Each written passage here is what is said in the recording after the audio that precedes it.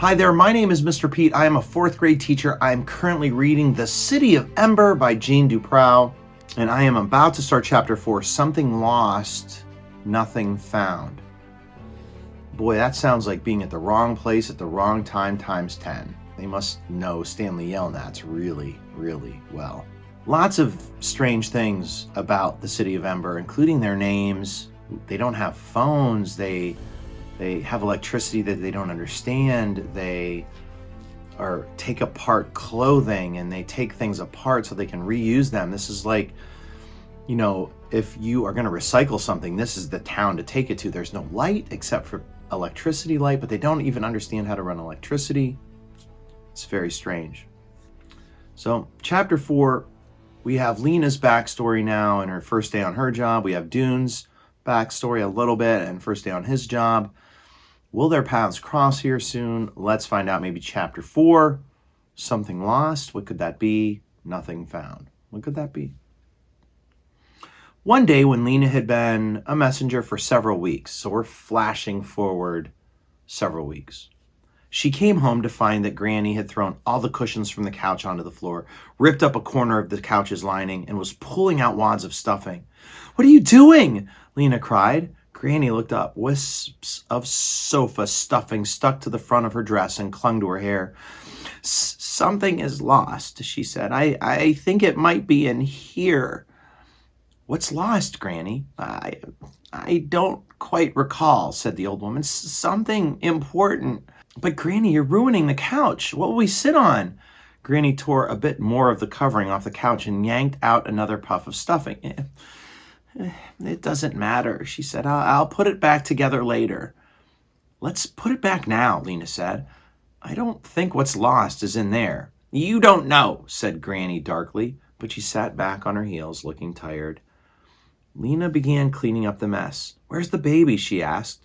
Granny gazed at Lena blankly. "The baby? You haven't forgotten the baby?" Oh yes, I think she's down in the shop." "By herself?" Lena stood up and ran down the stairs. She found Poppy sitting on the floor of the shop, enmeshed in a tangle of yellow yarn. As soon as she saw Lena, Poppy began to howl. Highlight enmeshed, that's like mixed up in. Lena picked her up and unwound the yarn, talking soothingly, though she was so upset that her fingers trembled. For Granny to forget the baby was dangerous. Poppy could fall downstairs and hurt herself. She could wander out in the street and get lost. Granny had been forgetful lately, but this was the first time she'd completely forgotten about Poppy. When they got upstairs, Granny was kneeling on the floor, gathering up the white tufts of stuffing and jamming them back into the hole she'd made in the couch.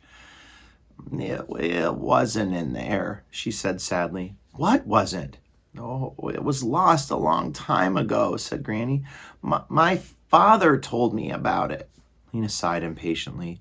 More and more, her grandmother's mind seemed caught in the past. She could explain the rules of Pebble Jacks, which she'd last played when she was 8, or tell you what happened at the singing when she was 12, or who she danced with at the Clothing Square dance when she was 16, but she would forget what had happened the day before yesterday. They heard him talking about it when he died," she said to Lena. "They heard who talking?" My grandfather, the 7th mayor."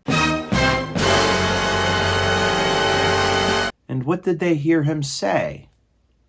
"Ah," said her grandmother with a faraway look. "That's the mystery. He said he couldn't get at it. Now it is lost," he said. "But what was it?" "He didn't say." "What was it? Leave a comment. And if you don't know..." Lena gave up. It didn't matter anyway. Probably the lost thing was the old man's left sock or his hairbrush, but for some reason the story had taken root in Granny's mind. The next morning on her way to work, Lena stopped in at the house of their neighborhood, Eveline Murdo. Mrs. Murdo was brisk in her manner, and in her person thin and straight as a nail, simile, but she was kind in her unsmiling way. Until a few years ago, she'd run a shop that sold paper and pencils, but when paper and pencils became scarce, highlight, it means there's not a lot of it, her shop closed. Now she spent her days sitting by her upstairs window, watching people in the street with her sharp eyes. Lena told Mrs. Murdo about her grandmother's forgetfulness. "Will you look in on her sometimes and make sure things are all right?" she asked. "I will, certainly," said Mrs. Murdo, nodding twice, firmly. Lena went away, feeling better. Okay, we've got that line. We're going to jump ahead.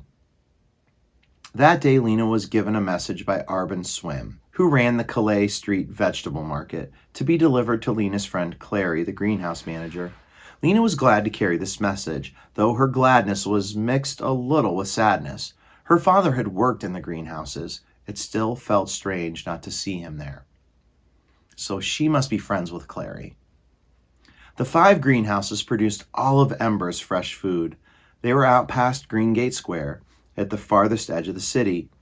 Nothing else was out there but the trash heaps, great moldering, stinking hills that stood on rocky ground and were lit by a few floodlights high up on poles. It used to be that no one went to the trash heaps but the trash collectors, who dumped the trash and left it. Now and then a couple of children might go there to play, scrambling up the side of the heaps and tumbling down. Lena and Lizzie used to go when they were younger. "Oh, let's have some fun and play in the trash."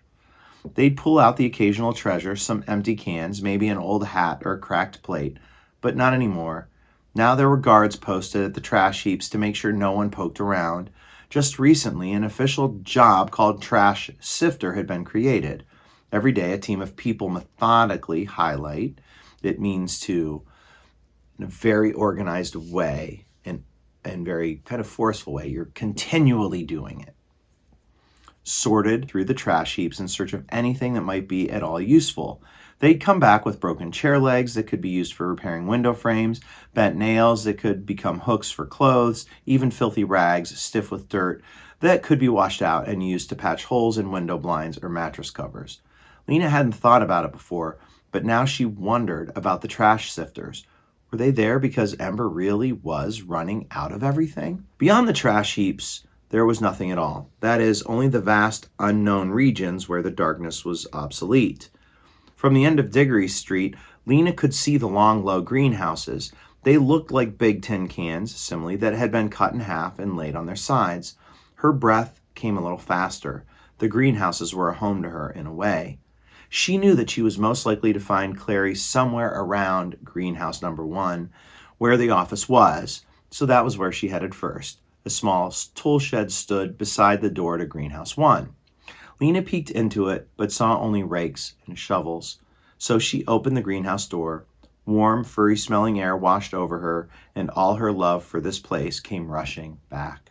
Out of habit, she gazed up toward the ceiling as if she might see her father there on his ladder, tinkering with the sprinkler system, the temperature gauges, and the lights. The greenhouse light was whiter than the yellowish light of the Ember street lamps. It came from long tubes that ran the length of the ceiling. In this light, the leaves of the plants shone so green they almost hurt Lena's eyes. On the days when she'd come here with her father, Lena had spent hours wandering along the gravel paths that ran between the vegetable beds, sniffing the leaves, poking her fingers into the dirt, and learning to tell the plants apart by their look and smell. There were the beans and peas with their curly tendrils, the dark green spinach, the ruffled lettuce, and the hard, pale green cabbages, some of them as big as newborn baby's head. Metaphor. No, I mean simile. What she loved best was to rub the leaves of the tomato plant between her fingers and breathe in their pungent, powdery smell. A long, straight path led from one end of the building to the other. About halfway down the path, Clary was crouching by a bed of carrots. Lena ran toward her, and Clary smiled, brushed the dirt from her hands, and stood up. Clary was tall and solid, with big hands and knobby knuckles. She had a square jaw and square shoulders and brown hair cut in a short, squarish way. You might have thought from looking at her that she was a gruff, unfriendly person, but her nature was just the opposite. She was more comfortable with plants than with people. Lena's father had always said. She was strong but shy, a person of much knowledge but few words. Lena had always liked her, even when she was little. Clary did not treat her like a baby, but gave her jobs to do, pulling up carrots, picking bugs off cabbages.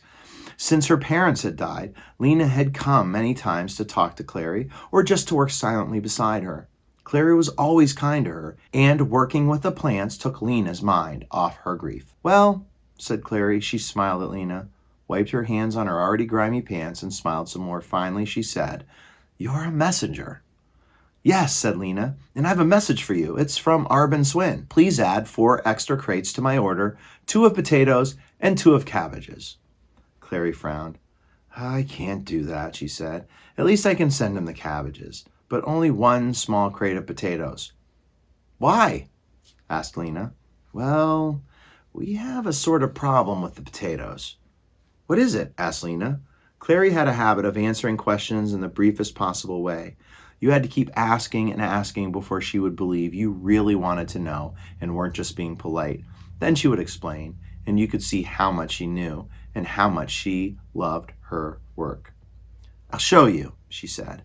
She led the way to a bed where the green leaves were spotted with black. "A new disease. I haven't seen it before. When you dig up the potatoes, they're runny inside instead of hard, and they stink. Going to have to throw out all the ones in this bed. There are only a few beds left that aren't infected." Most people in Ember had potatoes at every meal. Mashed, boiled, stewed, roasted. They'd had fried potatoes, too, in the days before the cooking oil ran out. "I'd hate it if we couldn't have potatoes anymore," Lena said. "I would, too," said Clary. They sat on the edge of the potato bed and talked for a while about Lena's grandmother and the baby, about the trouble Clary was having with the beehives, and about the greenhouse sprinkler system. "It hasn't worked right since." Clary hesitated and glanced sideways at Lena. "For a long time," she said. She didn't want to say, "since your father died." Lena understood that. She stood up. "I should go," she said. "I have to take Arb and Swin the answer to this message." "I hope you'll come again," said Clary. "You can come whenever. You can come any time." Lena said thank you and turned to go. But just outside the greenhouse door, she heard running footsteps and a strange high sobbing sound. Or rather, she heard sobs and then a wail, sobs and then a shout, and then more sobs getting louder. She looked back toward the rear of the greenhouses, toward the trash heaps. "Clary," she called, "there's something." Clary came out and listened too. "Do you hear it?" "Yes," said Clary. She frowned. "I'm afraid it's someone who—" She peered toward the crying noise. "Yes, here he comes." Her strong hand gripped Lena's shoulder for a moment. "You'd better go," she said. "I'll take care of this." "But what is it?" "Never mind, just go on." But Lena wanted to see. Once Clary had walked away, she ducked behind the tool shed. From there, she watched. The noise came closer. Out beyond the trash heaps, a figure appeared. It was a man, running and stumbling, his arms flopping. He looked as if he was about to fall over, as if he could hardly pick up his feet. In fact, as he came closer, he did fall. He tripped over a hose and crumpled to the ground as if his bones had dissolved. Hyperbole.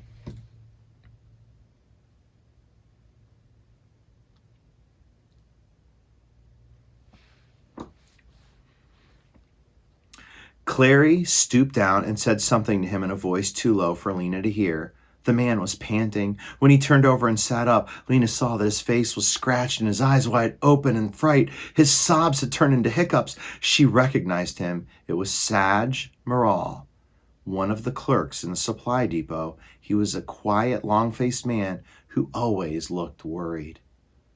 Clary helped him to his feet. The two of them came slowly toward the greenhouse. As they got closer, Lena could hear what the man was saying. He spoke very fast in a weak, trembly voice, hardly stopping for a breath. "Wish I could do it. I said to myself, just one step after another. That's all. One step after another. I knew it would be dark. Who doesn't know that? But I thought, well, dark can't hurt you. I'll just keep going. I thought—" He stumbled and sagged against Clary. "Careful," Clary said. They reached the door of the greenhouse, and Clary struggled to open it. Without thinking, Lena darted out from behind the tool shed and opened it for her. Clary shot her a quick frown, but said nothing. Saj didn't stop talking. "But then, the farther I went, the darker it was.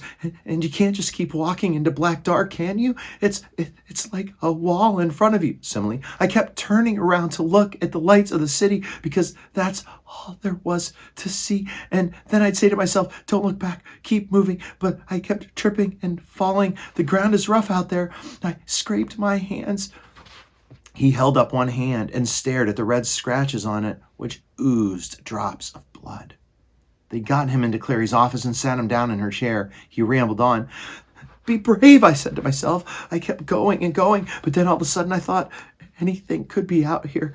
There could be a pit 1,000 feet deep right in front of me. There could be something that bites. I've heard stories, rats as big as garbage bins, and I had to get out of there. So I turned around and I ran. Never mind, said Clary. You're all right now. Lena, get him some water. Lena found a cup and filled it from the sink in the corner. Sag took it with a shaking hand and drank it down. What were you looking for? Lena asked. She knew what she would have been looking for if she'd gone out there. She'd thought about it countless times. What do you think she'd be looking for? Think to what we already know. Sag stared at her. He seemed to have to puzzle over her question. Finally, he said, I was looking for something that could help us. What would it be? I don't know, like a stairway that leads somewhere, maybe, or a building full of, useful things. But you didn't find anything. Or see anything? Lena asked, disappointed. Nothing. There's nothing out there. His voice became a shout and his eyes looked wild again. Or if there is, we can never get to it. Never. Not without a light. He took a long, shaky breath. For a while, he stared at the floor. Then he stood up. I think I'm all right now. I'll be going. So they don't have light to travel with. They just have this focused electricity from the generator. So what are things they don't have? If they can't take light with them, what don't they have? With uncertain steps, he went down the path and out the door. Well, said Clary, I'm sorry that happened while you were here. I was afraid you might be scared. That's why I told you to go.